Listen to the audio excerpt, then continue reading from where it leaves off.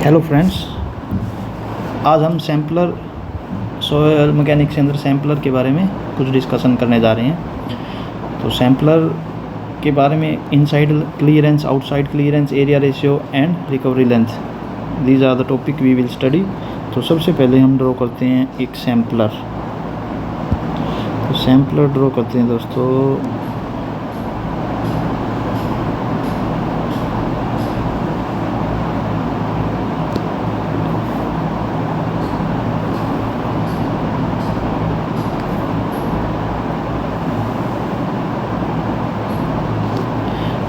This is the tube, and now we will draw cutting edge.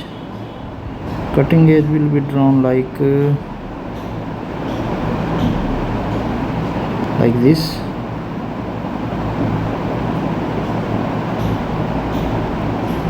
and like this, cutting edge, and there also the second cutting edge.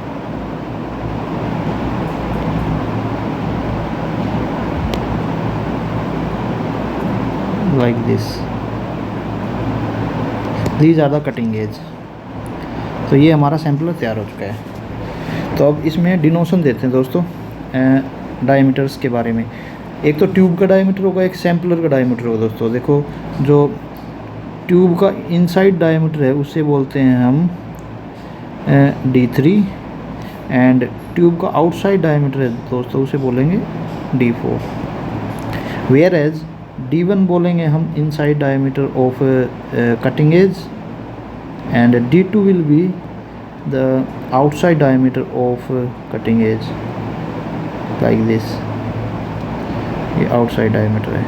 तो इसमें दिख रहा है दोस्तों, जो outside diameter ये सबसे ज़्यादा है कटिंग एज का। ठीक है, तो अब हम शुरू करते हैं दोस्तों पूरी कहानी। सबसे पहले आउटसाइड क्लियरेंस देखते हैं। आउटसाइड क्लियरेंस, आउटसाइड क्लियरेंस क्या होती है? This is the ratio of difference of outside diameter divide by the diameter of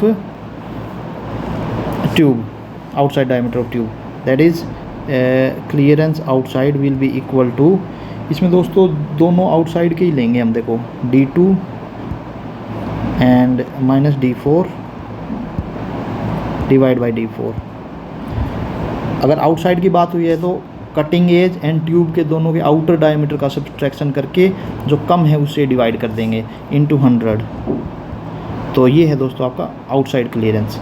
outside clearance दोस्तों हम जब सैम्पलर को बाहर निकालते हैं, जब फ्रिक्शन को बचाने के लिए हम इसका डिज़ाइन करते हैं, उस तरह से डिज़ाइन होता है कि कम से कम विड्रॉल के टाइम पे इसमें फ्रिक्शन हो। तो इसकी वैल्यू हम दोस्तों 1 से 2% के बीच में रखते हैं आउटसाइड क्लियरेंस की। उसके बाद पढ़ते हैं inside clearance. Inside clearance, inside clearance क्या होगा?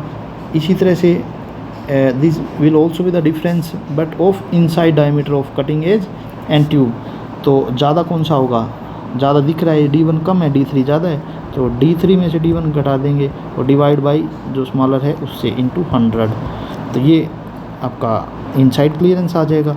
इसकी वैल्यू हम 1 से 3 के बीच में रखते हैं। ये कब होता है? जब हम सैम्पलर को सॉइल के अंदर दबाते हैं, उस टाइम जो फ्रिक्शन को ओवरकम करने के लिए जो हम डिज़ाइन करते हैं इस सैम्पलर को, तो इस क्लियरेंस को हम 1 से 3 के बीच में रखते हैं फॉर परफेक्ट वर्किंग।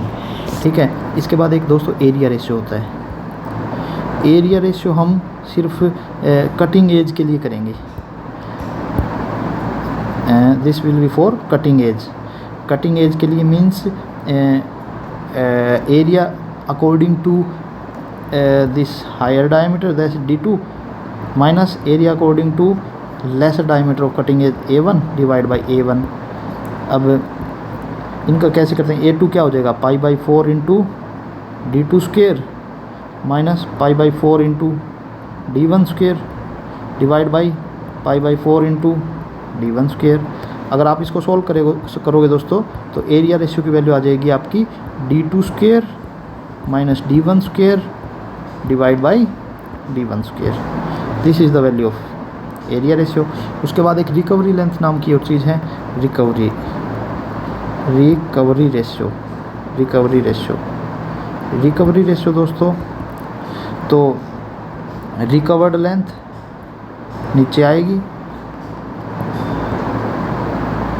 और पेनिट्रेटेड लेंथ ऊपर आएगी।